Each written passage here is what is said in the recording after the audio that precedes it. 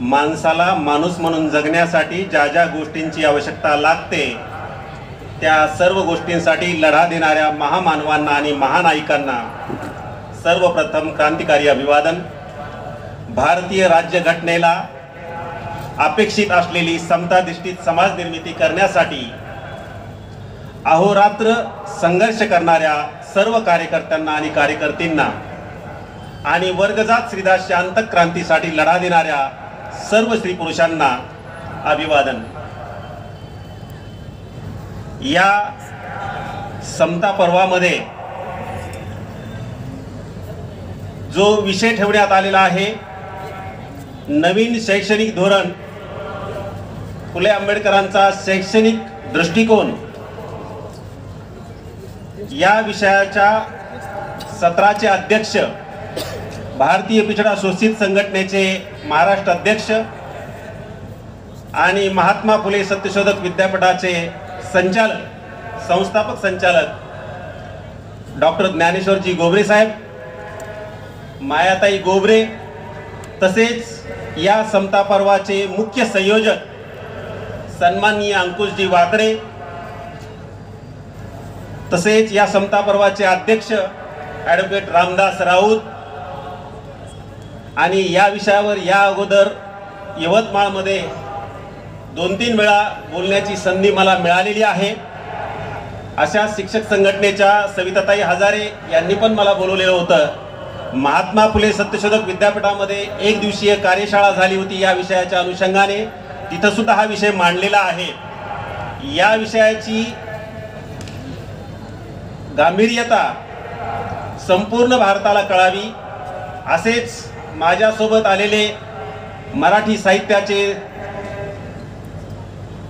ज्येष्ठ साहित्यिक, अभ्यासक, थोर विचारवंत डॉक्टर प्रल्हादजी लुलेकर, शिवानंद पांगळ आणि या विचार मंचावर सर्व उपस्थित ज्यांनी प्रस्तावित केलं असे दीपक राऊत, सर्वांचे नाव घेणं हे शक्य नाही कारण खूप वेळ झालेला आहे आणि विषय खूप गहन आहे आणि या ठिकाणी समोर उपस्थित असलेल्या सर्वांच्या जिव्हाळ्याचा आणि जीवन मरणाचा विषय आहे। कारण शिक्षणाचा विषय निघाला की सर्व पालकांना आपल्या पाल्यांची काळजी वाटायला लागते। या भारतातल्या शिक्षणाचा इतिहास जर बघितला तर बौद्ध कालखंड वगळता म्हणजे तक्षशिला, नालंदा आणि वल्लभीचा इतिहास सोडता शिक्षणाचा इतिहास काळाकुट्ट राहिलेला आहे। आणि वासाती काळामध्ये 1848 साली महात्मा ज्योतिराव फुल्यांनी या देशामध्ये नव्हे तर आशिया खंडातली पहिली शाळा काढून या देशातल्या विषमतावादी आणि मनुवाद्यांना जबरदस्त हादरा दिला। याच वेळी दुसरी घटना घडली, कार्ल मार्क्सचा लाल विचार या जगामध्ये आला आणि महाराष्ट्रातली तिसरी घटना घडली 1848 ला जमशेदजी टाटा इंग्रजांशी संधान साधून चीन सोबत आपूचा व्यापार करतात आणि 2.5 कोटी रुपये नफा कमवतात। त्यावेळेस सोन्याचा भाव होता 1 ते 1.5 रुपया, आज सोन्याचा भाव बघा। आणि महात्मा ज्योतिराव फुले महाराष्ट्रात पुणे आणि पुण्याच्या परिसरामध्ये शाळा काढतात। या देशामध्ये प्राथमिक शिक्षण सक्तीचं, मोफत आणि गुणवत्तापूर्ण आणि दर्जेदार मिळालं पाहिजे यासाठी हंटर कमिशन समोर साक्ष देतात। आणि याच देशामध्ये राष्ट्रीय सभेच्या माध्यमातून 1885 ला उच्च शिक्षणाची काळजी बाळगणारे जी परीक्षा ICS ची लंडन मध्ये होत होती त्याचा ठराव भारतामध्ये 1885 ला घेतला की तो भारतातच व्हावी। म्हणजे या देशातल्या जातीयवाद्यांना उच्च शिक्षणाची काळजी आणि महात्मा ज्योतिराव फुलेंना या बहुजनांच्या प्राथमिक शिक्षणाची काळजी होती। पुढे आपण आल्यानंतर या देशामध्ये अनेकांनी शाळा काढलेल्या पाहायला मिळतात। डॉक्टर बाबासाहेब आंबेडकर असतील, शाहू महाराज असतील, यांनी सुद्धा प्राथमिक शिक्षण असेल आणि उच्च शिक्षणाचा सुद्धा प्रश्न घेतलेला आहे। आणि मग भारताला स्वातंत्र्य मिळाल्यानंतर 1848ला या देशातल्या बहुसंख्य लोकांना असं वाटलं होतं की प्राथमिक शिक्षणाचा प्रश्न ऐरणीवर पुन्हा येईल आणि शिक्षणाचं सार्वत्रिकरण होईल. परंतु आमच्या या उलट्या खोपडीच्या सरकारनं 1848ला पहिला आयोग आणला.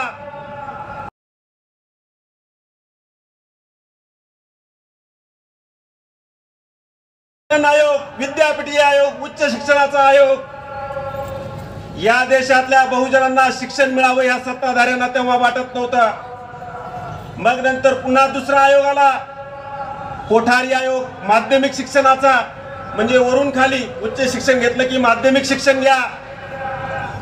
नंतर 2009ला प्राथमिक शिक्षणाचा हक्क कायदा आला, 2010ला लागू झाला. आलेख कसा पाहिजे माझ्या भावांनो आणि बहिणींनो समजून घ्या. 1848ला प्राथमिक, नंतर माध्यमिक, नंतर उच्च शिक्षण असा पाहिजे. पण आमचा सगळा इतिहास आम्हाला शिक्षण नाकारणाराचा आहे. या देशातल्या बहुसंख्य लोकांना, या देशातल्या धर्मसत्तेनं, अर्थसत्तेनं आणि राजसत्तेनं शिक्षणामध्ये मागे ठेवलेला आहे. 1986ला नवं शैक्षणिक धोरण आलेलं होतं. असं वाटलं होतं 48 पासून आतापर्यंत या देशातल्या सगळ्या लोकांना, प्राथमिक असो की उच्च शिक्षण असो, सर्वांना शिक्षण मिळेल. परंतु आजही वेळ कमी आहे म्हणून मी धावता आढावा घेतोय, नाहीतर पुराव्यांसह तुम्हाला एक साकल्याने काही मुद्दे मांडणार होतो. पण आजही 21व्या शतकामध्ये वर्ल्ड बँकेने आणि अनेक रिपोर्ट आहेत किंवा जनगणनेचे रिपोर्ट तुम्हाला बघायला मिळतील की आजही भारत जगामध्ये निरक्षरांची राजधानी म्हणून ओळखला जातो. आम्हाला लाज वाटायला पाहिजे. आमच्या महापुरुषांनी जो संघर्ष केलेला आहे तो खऱ्या अर्थाने या देशातल्या सर्वांना शिक्षण मिळावं, परंतु ते शिक्षण आजही आम्हाला मिळू देत नाहीत. 2019ला कस्तुरीरंगन कमिटीने केंद्र सरकारला 664 पानांचा नवा शैक्षणिक धोरणाचा ड्राफ्ट सादर केला आणि तो हिंदी आणि इंग्रजीमध्ये होता. 450 पानांचा इंग्रजी आणि हिंदीचा 664 पानांचा, आणि तो वेबसाईट वरती खुला केला आणि भारतभरातून प्रतिक्रिया मागवल्या. जे संविधानाच्या 20 भाषा होत्या त्यांना प्रतिक्रिया देण्यापासून या सरकारने वंचित ठेवलं. 664 पानं वाचणं आणि त्याची क्रिटिक करून सरकारला आक्षेप नोंदवणं 1 महिन्याच्या कालावधीमध्ये शक्य नव्हतं. अनेक संघटनांनी आंदोलन केलं. त्याच्यामध्ये सत्यशोधक शिक्षक सभा असेल, अखिल भारतीय शिक्षा अधिकार मंच असतील किंवा पुरोगामी चळवळीतल्या अनेक संघटना असतील, तेव्हा 1 महिना वाढून दिला. परंतु या सरकारने ज्या काही हस्तक्षेप केले, जे काही आक्षेप नोंदवले, त्याची दखल घेतली नाही. मग या शैक्षणिक धोरणामध्ये नेमकं काय आहे? तुमच्याकडे जे मीडियामधून किंवा सरकारी विचारवंतांकडून जे आलेलं आहे बातम्या किंवा बुलेट पॉइंट, हे फक्त चांगलं दाखवलेलं आहे. तुम्हाला एक 5-6 मुद्दे सांगतो, कारण वेळ खूप झालेला आहे आणि 664 पानांचे मुद्दे तुमच्या समोर मांडायचे. म्हणजे वय वर्ष 3 पासून ते उच्च शिक्षणामध्ये प्रचंड फेरफार केलेला आहे. आमच्याकडे मोदी साहेबांनी सांगितलं होतं नोटाबंदीच्या वेळेस की फक्त 50 दिवस द्या, या देशात क्रांती घडेल. मला सांगा, 50 दिवसापेक्षा जास्त दिवस झालेत, क्रांती घडली का? मोदींनी नवीन शैक्षणिक धोरण लागू करताना असंच सांगितलं होतं. पण मला वाटत नाही आणि या सरकारवरती विश्वास ठेवायचा कितपत हा पण प्रश्न आहे. कारण 2020ला जून मध्ये 2020ला जेव्हा हे शैक्षणिक धोरण अंमलबजावणीसाठी आणलं, त्यावेळेस संसदेमध्ये कुठल्याही प्रकारची चर्चा झालेली नाही. या देशामध्ये 47 नंतर सगळ्यात जास्त जे पलायन झालं किंवा आपल्या घर वापसी झाली ती सगळ्यात मोठी होती. आणि अशा काळामध्ये मोदी सरकारने नवीन शैक्षणिक धोरणाचा ड्राफ्ट मंजूर केला. त्याच्यावरती चर्चा व्हायला सुरुवात झाली होती. आम्हाला घरातून बाहेर पडता येत नव्हतं, लॉकडाऊन होतं आम्हाला, त्यावरती चर्चा करायला वाव नव्हता. सगळे लोक घाबरलेले होते. आणि लगेच 1 महिन्याने राम मंदिराचं उद्घाटन ठेवलं. म्हणजे नवीन शैक्षणिक धोरणावर तुम्ही बोलायचं नाही, चर्चा करायची नाही, तुमच्या हिताचं आहे की अहिताचं आहे किंवा त्यातून कुणाचं हित साधणार आहे यावरती चर्चा होणार नाही. मग सगळ्यात मोठी चर्चा झाली ती मातृभाषेतून शिक्षणाची आणि शिक्षणावर 6% खर्च होणाराची. मातृभाषेतून शिक्षणाचं गोडबंगाल नीट समजून घ्या माझ्या भावांनो आणि बहिणींनो. 1986च्या धोरणाने बहुस्तर शाळा पद्धती विकसित केली, खाजगीकरण आलं. आज या देशामध्ये 70 पेक्षा वेगवेगळ्या प्रकारच्या शाळा आहेत आणि हे सरकार सांगते आता प्राथमिक शिक्षण आम्ही मातृभाषेतून देणार. पण त्याच्यामध्ये एक मेख मारलेली आहे, ती त्या इंग्रजी शाळांच्या किंवा तथाकथित प्रायव्हेट शाळांच्या किंवा स्वयं अर्थसहाय्यित शाळा विधेयकानुसार ज्या शाळा स्थापन झालेल्या आहेत त्यांना त्यांच्या इच्छेने त्यांचे पालक त्या शाळेचे त्या विद्यार्थ्यांचे त्यांनी जर म्हटलं की आमच्या मुलांना मातृभाषेतून शिक्षण नाही पाहिजे तर त्यांना तिथं मातृभाषेतून नाही तर त्यांना हव्या त्या भाषेतून शिक्षण घेण्याची संधी याने उपलब्ध करून दिलेली आहे. मग मातृभाषेतून शिक्षण कुठे मिळेल तर जिल्हा परिषद महानगरपालिकेच्या शाळेमधून मिळेल. त्यामुळं हे सरकार या देशातल्या संविधानिक 20 भाषातल्या लोकांना शैक्षणिक धोरणाचा मसुदा वाचण्यासाठी देत नाही आणि ते मातृभाषेतून शिक्षण देईल का. मग त्यांनी मातृभाषेतून शिक्षण नाही परंतु त्यांनी संस्कृत भाषा सक्तीची करण्याचा प्रयत्न याच्यामध्ये केलेला आहे. म्हणजे हिंदी भाषी मुलगा असेल मुलगी असेल त्याला संस्कृत शिकावी किंवा मराठी भाषी मुलगा मुलगी असेल त्याने संस्कृत शिकावी. जग कुठं चाललंय आणि आम्ही कुठं चाललो हे गोष्ट लक्षात घ्या. 60% शिक्षणावर खर्च केला जाईल असं म्हणतात. तुम्हाला सांगतो आता खोलात जाऊन जास्त बोलता येणार नाही पण महत्वाचा मुद्दा सांगतो. कोठारी कमिशनने सुद्धा 6% शिक्षणावर खर्च केला जाईल असं म्हटलं होतं. मला आता सांगा कोठारी आयोगापासून ते आजपर्यंत कोणत्या वर्षी 6% खर्च झाला किंवा 1947 पासून ते 2022 पर्यंत शिक्षणावर जो खर्च होतो तो टप्प्याटप्प्याने त्याचा जो आलेख आहे तो उतरता आहे, चढता नाही. लोकसंख्या वाढते पण शिक्षणावरचा खर्च कमी होतोय. तुम्हाला जर लक्षात आलं की या देशामध्ये कुंभमेळा होतो, कुंभमेळ्यावरती खर्च शिक्षणावर जेवढा खर्च होतो त्याच्यापेक्षा कैक पटीने कुंभमेळ्यावरती खर्च सरकार करतं. म्हणून हे सरकार 6% खर्च शिक्षणावर करेल असं वाटत नाही. दुसरी गोष्ट खर्च करेल असं गृहीत धरूया पण त्या शैक्षणिक धोरणामध्ये कुठेही जबाबदारी 6% खर्च केलाच पाहिजे असं कुठेही म्हटलेलं नाहीये.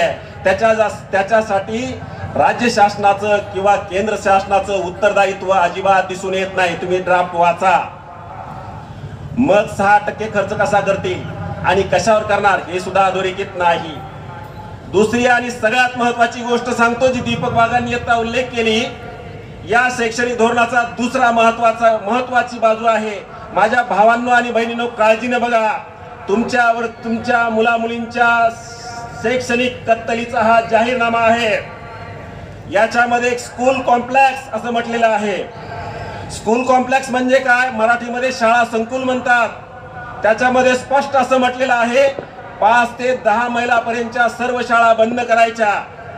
म्हणजे 15 ते 25 किलोमीटर पर्यंतच्या सर्व शाळा बंद करायच्या आणि एकच शाळा मोठी बनवायची. त्याला शाळा संकुल म्हटलेलं आहे. म्हणजे 1ली ते 12वीची एकच शाळा 25 किलोमीटरच्या परिघात असेल, बाकीच्या सगळ्या बंद केल्या जातील.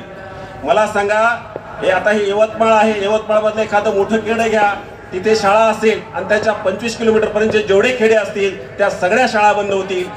3 वर्षाचा मुलगा त्या शाळेत जाईल का.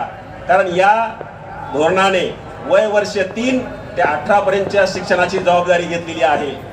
मग 3 वर्षाचा मुलगा किंवा मुलगी त्या शाळेमध्ये जाईल का. दुसरी महत्वाची गोष्ट त्यांच्या जाण्याची आम्ही व्यवस्था करू असं म्हटलंय. खरंच करतील का होय. आता यांना एवढा एसटीचा संप चालला तो मिटवता आला नाही तर हे जाण्याची व्यवस्था करतील का. मग त्याच्यात सांगितलं आम्ही प्रवास भत्ता देऊ. प्रवास भत्ता दिल्यानंतर या देशातल्या दारिद्र्य रेषेखाली जगणारे जे लोक आहेत ते आपल्या पाल्यांना शाळेमध्ये पाठवतील का. जसं मी अगोदर याच शहरामध्ये सांगितलं होतं जापान सारखे काय आम्ही एवढे सज्ञान नाही आहोत. जसं एका जापानच्या खेड्यामध्ये एक रेल्वे त्या रुळावून जात होती त्या गाव ते शहरापर्यंत. तर त्या रेल्वेमध्ये फक्त एकच मुलगी जायची, बाकी कोणीही प्रवासी बसत नव्हतं. म्हणून जापान सरकारने ती रेल्वे बंद करण्याचा निर्णय घेतला. परंतु जापान सरकार थोडं सुज्ञ आहे. त्यांच्या लक्षात आलं की एकच तिकीट रोज फाडल्या जातं आणि एकच मुलगी एकच व्यक्ती रोज जातो आणि येतो. त्याचा सर्वे केला, माहिती घेतली तर त्यांच्या लक्षात आलं की एक मुलगी रोज शाळेमध्ये या रेल्वेने जाते आणि पुन्हा वापस येते. जेव्हा हे जापान सरकारच्या लक्षात आलं तेव्हा त्या जापान सरकारने त्या मुलीचं शिक्षण होईपर्यंत ती रेल्वे चालू ठेवली. आपल्या भारतात असं घडेल का?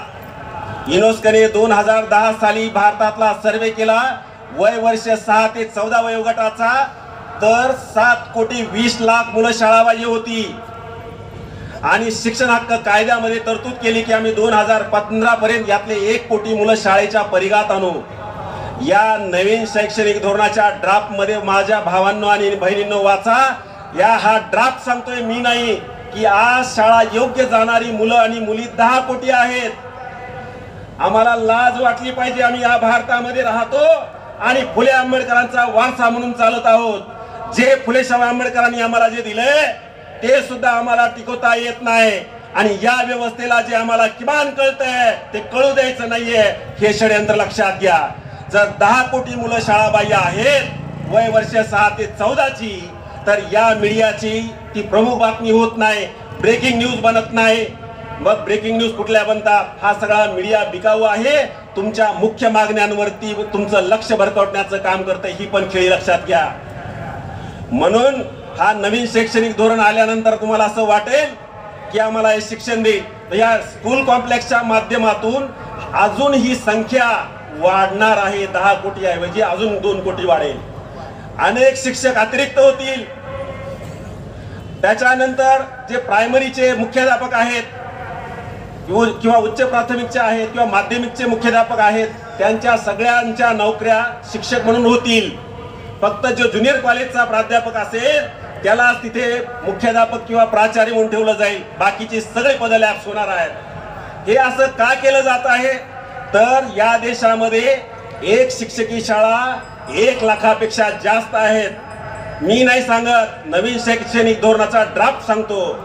आणि या देशातल्या एकूण शाळापैकी 28% शाळा ह्या बंद केल्या जातील. लक्षात घ्या, ह्या शाळा बंद होणार आहे. आणि या शाळा बंद झाल्यानंतर कोणाची मुलं शिक्षणापासून वंचित राहणार आहेत?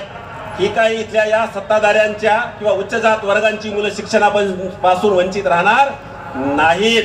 म्हणून आमचा लढा आता किती तीव्र झाला पाहिजे, किती आता आम्ही जागरूक राहिलं पाहिजे, ही एक गोष्ट लक्षात घेतली पाहिजे. म्हणून स्कूल कॉम्प्लेक्स ही आमच्या मुला मुलींच्या शिक्षण कत्तलीसाठी आणलेली एक योजना आहे.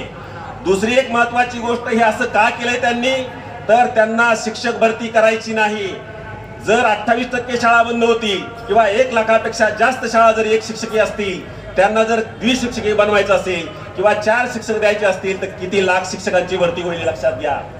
म्हणून हे सरकार या नवीन शैक्षणिक धोरणाच्या माध्यमातून अत्यंत गोंडस नावं देऊन, चमचमीत नावं देऊन आम्हाला आमचं शिक्षण आमच्यापासून हिरावून घेत आहेत. ही गोष्ट लक्षात घेतली पाहिजे. दुसरी एक महत्वाची गोष्ट आहे, त्यांनी सांगितलं की आम्ही व्यावसायिक शिक्षण देऊ, कौशल्य शिक्षण देऊ. व्यावसायिक शिक्षण किंवा कौशल्य शिक्षण म्हणजे कोणत्या वर्गापासून देणार ते? यातला धोका जाणून घ्या. व्यावसायिक शिक्षण, कौशल्य शिक्षण हे आम्हाला देऊ ते असं म्हणतात. ते आपल्याला हे का देत आहेत, याच्या मागचा त्यांचे हेतू काय आहे हे आपण समजून घेतला पाहिजे.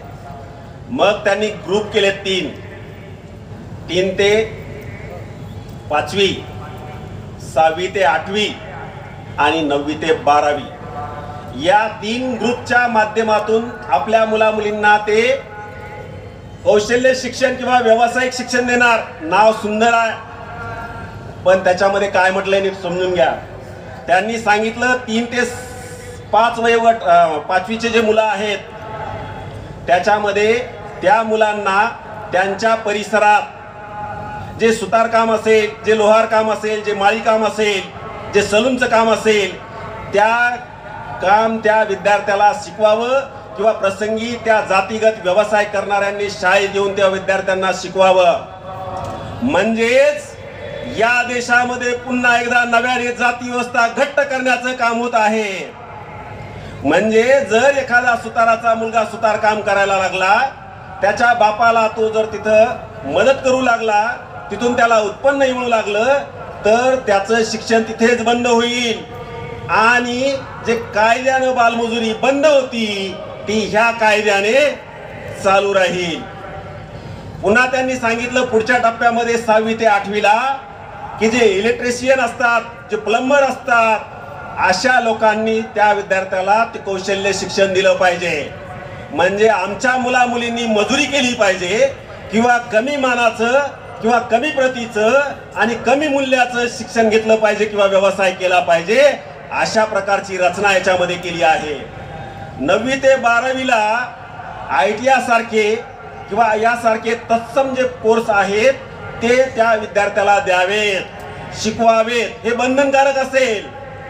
मग तुमचा मुलगा किंवा मुलगी काय करेल, जर ITI केला आणि त्याला जर अल्प मजुरीमध्ये जर कामधंदा मिळाला, कारण या देशामध्ये प्रचंड दारिद्र्य आहे, खाण्यापिण्याचे वांदे आहेत, मग तो जर तिथं काय 5-10 हजार रुपये त्या माध्यमातून कमवायला लागला, तर त्याचं पुढचं शिक्षण काय होईल, बंद होणार आहे. म्हणून याच्या मागची जी त्यांचा हेतू आहे, त्यांचा षडयंत्र आहे, हे आपण समजून घेतलं. मग तुम्ही म्हणणार याच्या श्रीमंतासाठी किंवा उच्च जातीयांसाठी काय?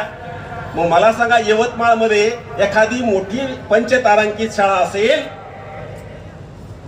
तर तिथला जो संस्था चालक आहे किंवा त्यातला पालक वर्ग आहे, त्या मुलांना तो काय कुंभार काम शिकवणार नाही, त्याला काय माळी काम शिकवणार नाही किंवा त्याला चांभार काम शिकवणार नाही. तो काय करेल, मग त्याला संगीत, जो आता कार्यक्रम झाला आपल्याकडे, संगीतासारखे कोर्सेस शिकवेल.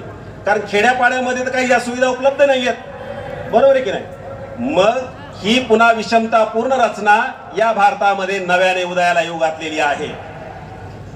दुसरी एक महत्वाची गोष्ट, या शैक्षणिक धोरणाने जरी म्हटलं नाही आम्ही कुठे खाजगीकरण करणार नाही, परंतु 100% खाजगीकरणाकडे हे शिक्षण धोरण घेऊन जात आहे.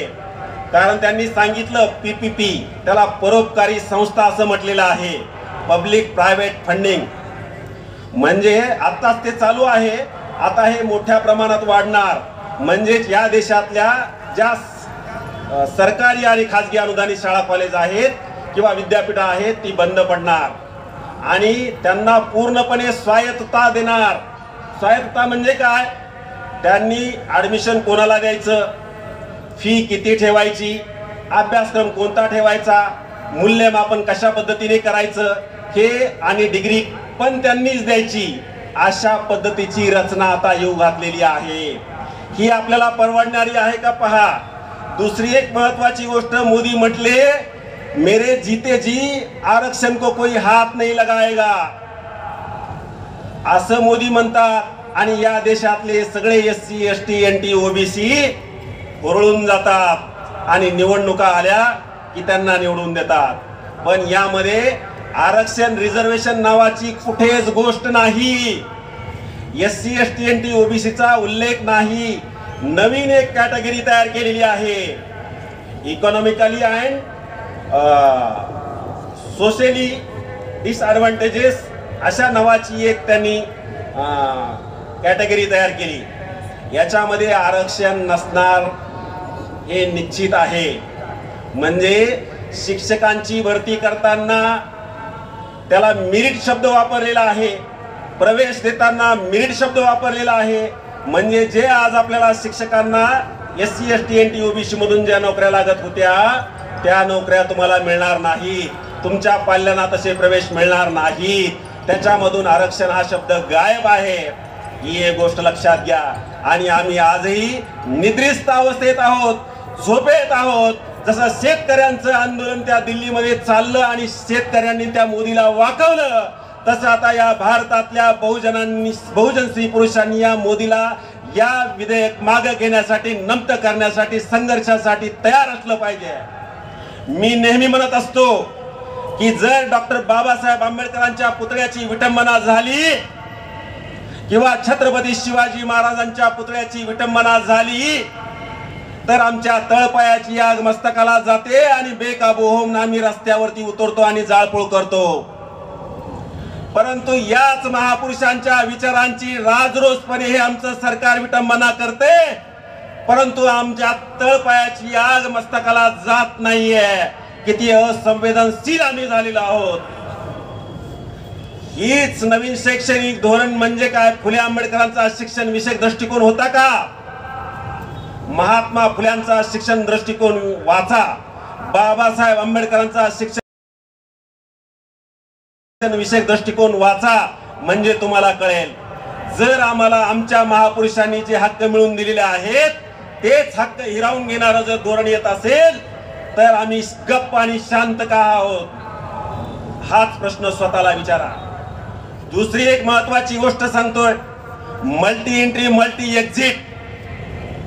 हे खूप गोड वाटतंय ना.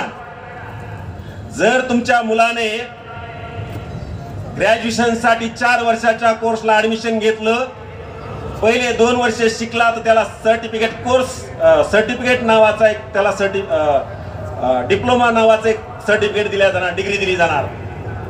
मग शाळा किंवा महाविद्यालय लोक का सोडतात? एक तर मुलींच्या लग्नाचा विषय असतो म्हणून मुली शाळा सोडतात, इच्छा नसताना सुद्धा. मुलं शाळा का सोडतात? तर प्रचंड दारिद्र्य असते, शिकू शकत नाहीत, प्रचंड फी वाढलेली आहे म्हणून ते शाळा सोडतात. म्हणजे सरकार संस्थागत आमच्या मुला मुलींना शिक्षणाच्या दारातून बाहेर ढकलत आहे. मल्टी एक्झिट म्हणजे कोणताही माणूस एखाद्या इंजिनिअरिंगच्या कोर्समधून किंवा कुठल्याही कोर्समधून बाहेर स्वखुशीने पडतो का? तर त्याला आता सरकारच्या अधिकृत कायद्याने शिक्षणातून बाहेर पडण्याचा परवाना या धोरणाने दिलेला आहे. म्हणजे सरकार शिक्षणाच्या बाबतीत कुठल्याही प्रकारची जबाबदारी घेत नाही. दुसरी एक महत्वाची गोष्ट सांगतो, आणि तुम्हाला जेव्हा इच्छा असेल तेव्हा प्रवेश तुम्ही पुन्हा घेऊ शकता. वेगळं काय करताय? 9वी ते 12वीला जवळपास 40 विषय शिकायचे आहेत, म्हणजे एका वर्षात 12 विषय शिकायचे आहेत. तुमचं शिक्षणाचं ओझं दुप्पट होणार आहे. आर्ट्स, सायन्स, कॉमर्स, MCVC या फॅकल्ट्या बंद होणार आहेत. तुम्ही फिजिक्स घेऊ शकता आणि सोशॉलॉजी घेऊन तुम्ही 11वी 12वी करू शकता. अशा प्रकारचं विषयाचं कॉम्बिनेशन आलेलं आहे. जग स्पेशलायझेशन कडे चाललेलं आहे आणि आम्ही मिश्रणाकडे चाललेलो आहोत. ही एक गोष्ट लक्षात घ्या. दुसरी एक महत्वाची गोष्ट मला सांगायची आहे की या देशामध्ये शिक्षणाचा आशय हा सगळ्यात महत्वाचा आहे. लक्षात घ्या, महात्मा ज्योतिराव फुल्यांनी 1848 ते 52 पर्यंत जवळपास 18 ते 20 शाळा या देशामध्ये काढल्या आणि त्यांच्या ब्राह्मण सहकार्यासोबत त्यांचे खटके उडायला लागले. खटके कशा उडाले? की त्या मुलांना जे महात्मा ज्योतिराव फुले जे विषय शिकवत होते, त्यांना जे विवेकी बनवत होते, त्यांना जे चिकित्सक बनवत होते, हे ब्राह्मण सहकार्याला बनू द्यायचं नव्हतं. कारण तुम्हाला माहित आहे, मुक्ता साळवे मांगाच्या दुःखाविषयी ती या व्यवस्थेला प्रश्न करते किंवा धर्मव्यवस्थेला प्रश्नांकित करते. अशा प्रकारचा एक सुंदर निबंध ती लिहू शकते. असे जर विद्यार्थी या देशामध्ये तयार झाले तर या धर्मसत्तेचं, राजसत्तेचं आणि अर्थसत्तेचं ज्या युतीचं जे षड्यंत्र चाललेलं आहे हे आमचे तरुण तरुणी उडे पाडतील, ते त्यांना पडू द्यायचं नव्हतं. शेवटी महात्मा ज्योतिराव फुलेला त्या शिक्षण आशयाच्या मुद्द्यावरती त्या शाळातून बाहेर पडावं लागलं. आता मग तुम्ही मला सांगा, हे नवीन BJP सरकारने नवीन शैक्षणिक धोरण आणलेलं आहे. त्यांनी काय सांगितलं? 3 वर्षापासून ते उच्च शिक्षणापर्यंतचा आशय काय असेल? तर या देशातली प्राचीन संस्कृती, या देशातली प्राचीन सभ्यता, या देशातली मूल्य, संस्कृत ग्रंथांमधलं जे काही ज्ञान आहे ते, धर्माचा अधर्मावरचा विजय, अशा प्रकारच्या गोष्टी, अशा प्रकारची मूल्य पाठ्यपुस्तकामधून शिकवली जातील किंवा जावीत. तुम्हाला अलीकडचा निर्णय माहित आहे कर्नाटक आणि गुजरातचा, की भगवद्गीता शालेय अभ्यासक्रमातून शिकवली जात आहे. हा निर्णय होतो तरी या देशातले सर्व लोक शांत आहेत. पण कोणी म्हटलं नाही की भगवद्गीता ऐवजी संविधान शिकवावं. मग भगवद्गीता एका धर्माची आणि तिथं शिकणारे अनेक धर्माचे लोक आहेत, तर भगवद्गीता का निर्णय झाला. तशाच या नवीन शैक्षणिक धोरणाने शिक्षणाचा आशय हा विषमतावादी असणार आहे. मनवादी मूल्य तुमच्यावर थोपवली जाणार आहेत. सरकार आपल्या इच्छेनुसार तुमचं डोकं बनवणार आहे. कारण तुम्हाला माहीत आहे, एक राहुल गायकवाड नावाचे एक आंबेडकरवादी कवी आहेत, त्यांनी सांगितलं, त्याचा आशय सांगतो, आता कविता सांगत नाही. कारण आता या व्यवस्थेची नजर तुमच्या अंगठ्यावर नाहीये भावांनो आणि बहिणींनो, त्यांची नजर तुमच्या डोक्यावर आहे. तुम्हाला ते मानसिक गुलाम करण्यासाठी या शिक्षण आशयाचा हत्यार म्हणून ते वापर करत आहेत. तुमची पाठ्यपुस्तकं पहा, पहिली ते उच्च शिक्षणापर्यंतची, कोणाचे पाठ आहेत, कोणाच्या कविता आहेत, कोणाच्या कथा आहेत, तिथं लुलेकर सरांचं एखाद दुसरा अपवादात्मक परिस्थितीमध्ये बघायला मिळेल किंवा आमच्या साहित्यिकांचा अपवादात्मक स्थितीमध्ये बघायला मिळेल. बहुतांश शिक्षणाचा आशय सगळा विषमतावादी बनवलेला आहे. या व्यवस्थेला शरण जाणारी मानसिकता बनेल अशा पद्धतीचा आशय बनवलेला आहे. ही जेवढी नको तेवढे अरिष्ट शिक्षण क्षेत्रावर येऊ घातलेली आहेत आणि आमचा शिक्षणावरचा विश्वास ढळतो आहे. पालक काळजीत आहे, चिंतेत आहे. आजचीच वास्तविकता जर तुम्ही यवतमाळची आणि महाराष्ट्रातली नव्हे तर भारतातली जर बघितली तर 11वी-12वीचे कॉलेजेस असतील, त्या कॉलेजमध्ये तुमचे विद्यार्थी किंवा माझे विद्यार्थी शिकायला जात नाहीत, ते कोचिंग क्लासमध्ये जातात. म्हणून पुन्हा एकदा या कॉर्पोरेट क्षेत्राला आणि कोचिंग क्लासेसच्या व्यवस्थेला उपयोगी पडेल अशा प्रकारची परीक्षा पद्धती या नवीन शैक्षणिक धोरणाने येऊ घातलेली आहे. त्यामुळे तुमच्या खिशातल्या पैशावरती यांचं लक्ष आहे. त्यामुळे त्यांच्या ज्या तुम्ही जर संकल्पना बघितल्या, त्यातले शब्द जर वापरले तर सगळे भांडवली बाजाराला पोषक असतील अशा प्रकारचे शब्द वापरलेले आहेत. आणि शिक्षण हा आता उद्योग बनलेला आहे. तुम्ही जर भारतातल्या कुठल्याही MIDCच्या एरियामध्ये गेलात तर तुम्हाला आता पंचतारांकित शाळा बघायला मिळतील. MIDCच्या एरियामध्ये शाळा असावी का? तुम्ही औरंगाबादला आलात तरी तुम्हाला MIDCच्या एरियामध्ये तुम्हाला शाळा बघायला मिळेल. म्हणून खरं तर वेळ कमी आहे, चिठ्ठी आलेली आहे, म्हणून मी थोडक्यामध्ये माझ्या समारोपाकडे येतो. जर तुम्हाला केव्हाही या शैक्षणिक धोरणाच्या अनुषंगाने जी काही प्रश्न असतील ती केव्हाही तुम्हाला विचारू शकतात किंवा तुम्ही मला बोलवा. तुम्हाला सांगतो, हे नवं शैक्षणिक धोरण या देशातल्या बहुसंख्य स्त्री पुरुषांच्या शैक्षणिक कत्तलीचा जाहीरनामा आहे. त्यांना तुम्हाला कुठल्याही परिस्थितीमध्ये शिक्षण द्यायचं नाही. कारण हा देश आता विकल्या जात आहे, एक एक करून विकल्या जात आहे. त्यामुळे इथून पुढे आपल्याला श्रीलंकेच्या धर्तीवरती भारताची अवस्था पाहायला मिळेल, हे लक्षात घ्या. म्हणून हे शैक्षणिक धोरण असंविधानिक आहे. हे शैक्षणिक धोरण कामगार विरोधी आहे. हे शैक्षणिक धोरण स्त्रियांच्या शिक्षणाच्या विरोधी आहे. मी स्त्रियांचा मुद्दा मांडला नाही. स्त्रियांचा मुद्दा सुद्धा या शैक्षणिक धोरणामध्ये अत्यंत घातक पद्धतीने आलेला आहे. माझ्या भावांनो आणि बहिणींनो, महात्मा फुल्यांनी फुले दाम्पत्याने स्त्री शिक्षणाची सुरुवात केली, परंतु हे स्त्री शिक्षणाचं द्वारच आता स्त्रियांसाठी बंद करायला निघालेले आहेत. म्हणून गाफील राहू नका. त्याची टप्प्याटप्प्याने अंमलबजावणी सुरू झालेली आहे. भारतामध्ये लवकरच त्याची अंमलबजावणीला आता सुरुवात झालेली आहे. महाराष्ट्रात सुद्धा सुरुवात होत आहे. कोणत्याही सरकारने त्याचा विरोध केला नाही. या भारतामध्ये एकमेव राज्य आहे तामिळनाडू, आणि तिथल्या मुख्यमंत्र्यांनी याचा विरोध केलेला आहे, M.K. स्टॅलिनचा. म्हणून आम्ही त्यांचं अभिनंदन केलं. त्यांच्या निर्णयाचं पाठिंब्याचं पत्र सुद्धा आम्ही त्यांना पाठवलं. आपण सुद्धा या महाराष्ट्र सरकारला या नवीन शैक्षणिक धोरणाचा स्वीकार करू नका अशा प्रकारचं एक धोरण घेऊन किंवा एक लढा उभारून त्यांच्यापर्यंत गेलं पाहिजे. तर या सरकारने सुद्धा त्यांचं स्वागत केलेलं आहे. परंतु आम्ही राज्य सरकारनं जी कमिटी स्थापन केलेली आहे नवीन शैक्षणिक धोरणाचा आढावा घेण्यासाठी, त्या कमिटीतल्या अनेक सदस्यांना भेटलो. त्यांना एक आंदोलनात्मक भूमिका आमची छापून त्यांच्याकडे दिली, काही बुलेट्स पॉईंट दिलेत आणि त्यांना सांगितलं की हे शिक्षण धोरण तुमच्या महाविकास आघाडीच्या सुद्धा विरोधात कसं आहे. कारण 3ऱ्या वर्षी जर एखाद्या विद्यार्थ्याने शाळेत प्रवेश घेतला तर 18 वर्षाचा तो बाहेर पडल्यानंतर त्या भाजपचा उमेदवार असेल किंवा त्या विचारांचा तो उमेदवार असेल. म्हणून हे शिक्षण धोरण हे असंविधानिक आहे, लोकशाही विरोधी आहे, भांडवलदारांच्या हिताचं आहे. तुम्हाला अजून एक महत्वाची गोष्ट सांगतो, भारतीय संविधानामध्ये कुठे गुरुकुल मदरशाचं समर्थन नाही आहे. परंतु या धोरणाने गुरुकुल आणि मदरशाचं समर्थन केलेलं आहे. मला सांगा, ज्यांनी गुरुकुल आणि मदरशाचं समर्थन करतायत त्यांची मुलं मुली सुद्धा त्या गुरुकुल आणि मदरशामध्ये शिकतील का? किंवा त्यातून त्यांनी शिक्षण घेतलं तर त्यांना मेडिकलला, इंजिनिअरिंगला किंवा परदेशामध्ये शिक्षण घ्यायला जाता येईल का? अशा प्रकारचं त्यांनी ते निर्णय घेतलेला आहे. म्हणजे आपल्या मुलींना गुरुकुलामध्ये किंवा मुस्लिम मुलांना त्या मदरशांमध्ये किंवा अन्य धर्मीयांच्या मुलांसाठी अजून वेगळ्या शाळा, अशा प्रकारची एक रचना त्यांनी उदयाला घातलेली आहे. म्हणून ही सगळं शैक्षणिक धोरण हाणून पाडण्यासाठी आणि फुले शाहू आंबेडकरांना अभिप्रेत असलेली समान शिक्षण पद्धती, लक्षात घ्या, समान शिक्षण पद्धती म्हणजे काय?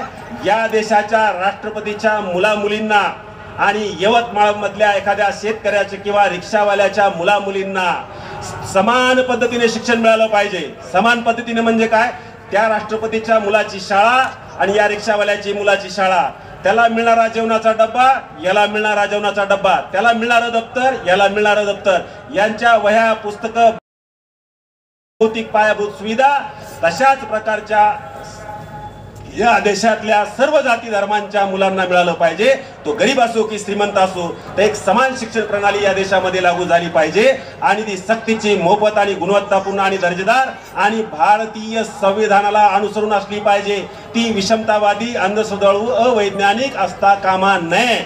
म्हणून मी सर्वांना आवाहन करेल, कारण वेळ खूप झालेला आहे, सरांना पण ऐकायचं आहे तुम्हाला, म्हणून मी माझं हे लांबलालं नवीन शैक्षणिक धोरणाचं जे चिकित्सक मत आहे एक धावत्या आढाव्यामध्ये आणि आवेशपूर्ण शब्दांमध्ये तुम्हाला सांगण्याचा प्रयत्न करत आहे आणि केलेला आहे. मी माझं भाषण आवर्त घेतो, शेवटचा मुद्दा सांगतो आणि थांबतो. भावांनो, बहिणींनो, तुमच्या बाजूला चंद्रपूर नावाचा जिल्हा आहे, तिथे कोरपणा तालुका आहे. कोरपणा तालुक्यात गेडमगुडा नावाचं एक गाव आहे आदिवासी बहुल भागामध्ये. तिथं लहू नवले आणि कांचन लांबट नावाची शिक्षिका काम करत होती. ISO मानांकन असलेली जिल्हा परिषदेची शाळा आहे. तिथं फळबाग आहे, फुलबाग आहे, सर्व प्रकारच्या भाज्या त्यांनी फुलवलेल्या आहेत, गार्डन फुलवलेलं आहे, सुंदर शाळा सजवलेली आहे. नुसती शाळा सजवली नाही तर मी आणि सत्यशोधक शिक्षक सभेच्या कार्यकर्त्यांनी त्या शाळेला, त्या परिसरातल्या शाळेला व्हिजिट दिली. त्या मुलांच्या मुलाखती घेतल्या. माझ्या मोबाईलमध्ये त्या मुलांच्या मुलाखती आहेत. पहिल्या वर्गापासून ते 4थ्या वर्गापर्यंतच्या त्यांच्या वयानुसार आम्ही प्रश्न विचारली. इतकी सुंदर उत्तरं दिली की एखाद्या इंग्लिश कॉन्व्हेंटची मुलं देणार नाहीत, अशा पद्धतीची ती मुलं त्या 2 शिक्षकांनी घडवली. आणि आमच्या या दळबद्री सरकारने ज्या 1314 शाळा मागच्या सरकारने बंद केलेल्या होत्या, त्याच्यामध्ये ती शाळा आली. 30 पेक्षा कमी पटसंख्या असलेल्या शाळा बंद करण्याचा निर्णय घेतलेला होता. त्यांनी प्रचंड आंदोलन केली, मोर्चा केला, उपोषण केले. हे सरकार बदलत नव्हतं आणि ती शाळा काही चालू करत नव्हतं. मग शेवटी ती शाळा बंद करण्याचा आदेश महाराष्ट्र शासनाचा त्या गावामध्ये पोहोचला. तर त्या गावातलं सगळे लोक आम्ही गेलो म्हणून जमा झालेले होते. आम्हाला ते विनंती करत होते, सर तुमच्या पातळीवर काहीतरी करा. आम्ही आमच्या संघटनेच्या पातळीवरती प्रयत्न केला पण काही झालं नाही. पण त्यांनी सांगितलेली एक गोष्ट आणि एक वाक्य अत्यंत महत्त्वाचं आहे, लक्षात घ्या. जर या देशातल्या लाखो शाळा स्कूल कॉम्प्लेक्सच्या नावाने बंद होणार असतील तर काय होईल हे लक्षात घ्या. तर त्या गावातले स्त्री पुरुषांनी सांगितलं की ज्या वेळेस शाळा बंदीचा निर्णयाचं पत्र आमच्या गावामध्ये आलं, त्या दिवशी घरातला जवळचं माणूस मेल्यानंतर जेवढं दुःख आम्हाला होतंय आणि जेव्हा घरातली चूल पेटली जात नाही, तशा प्रकारची एकाही घरामध्ये आमची चूल पेटली नाही. एवढं प्रचंड दुःख त्या गाववाल्यांना झालं होतं. त्या शिक्षकाने आणि त्या शिक्षिकेने आणि गावातल्या लोकांनी स्वतःच्या पैशातनं ती शाळा उभा केली होती. आणि आजचं हे सरकार 1 लाखापेक्षा जास्त शाळा बंद करण्याचा निर्णय घेते, तरी आम्हाला त्याचं काही सोय सुतक नाही. आमची काही जबाबदेही या भारताचा नागरिक म्हणून आहे की नाही. म्हणून हे असंविधानिक धोरण, हे लोकशाही विरोधी धोरण, हे कामगार विरोधी धोरण, हे शेतकरी विरोधी धोरण, हे बहुजन विरोधी धोरण, हे स्त्रियांविरोधी धोरण हाणून पाडण्यासाठी आम्हाला मोठ्या प्रमाणामध्ये लढा उभा राहावा लागेल. आणि यवतमाळ उभा करील असं मला इच्छा आहे, कारण हे माझं 4th-5वं व्याख्यान या यवतमाळमध्ये झालेलं आहे. प्रचंड प्रतिसाद या विदर्भातून मिळतो आहे. हा प्रतिसाद आपल्याला भारतभरातून उभा करायचा आहे आणि त्यासाठी पुन्हा एकदा नव्याने आपल्याला ही मशाल आंदोलनाची पेटवायची आहे. त्या पेटवण्यासाठी तुम्ही सज्ज व्हाल अशा प्रकारची अपेक्षा करतो. कारण डॉक्टर ज्ञानेश्वर घोबरे सरांनी महात्मा फुले सत्यशोधक विद्यापीठाची स्थापना केली. ज्या पद्धतीने महात्मा फुल्यांनी पहिली शाळा काढून या व्यवस्थेला आधार दिला, तसा आता उच्च शिक्षणाचा सत्यशोधक विद्यापीठाची स्थापना करून या व्यवस्थेला हादरा देत आहेत आणि यवतमाळ हे कार्यकर्ता निर्मितीचं केंद्र व्हावं आणि हे कार्यकर्ते भारतभरात जाऊन या व्यवस्थेला उलथून टाकण्यासाठी नव्याने प्रयत्न व्हावा आणि या देशामध्ये समताधिष्ठित समाज निर्मितीसाठीची क्रांती व्हावी अशी अपेक्षा व्यक्त करतो। आणि संयोजकांनी या ठिकाणी मला बोलवलं, बोलण्याची संधी दिली, बोलण्याची संधी दिली, माझा मान सन्मान केला, त्याबद्दल मी पुन्हा एकदा सर्वांचा आभार मानतो आणि थांबतो। धन्यवाद। धन्यवाद सर। महात्मा फुले डॉक्टर बाबासाहेब आंबेडकर या विचारमंचावर नुकतंच आदरणीय डॉक्टर प्रभाकर गायकवाड सरांनी नवे शैक्षणिक धोरण या विषयावर विचारमंथन केलं आणि यवतमाळकरांकडून ज्या अपेक्षा सांगितल्या त्या नक्कीच आम्ही अपेक्षा पूर्ण करू।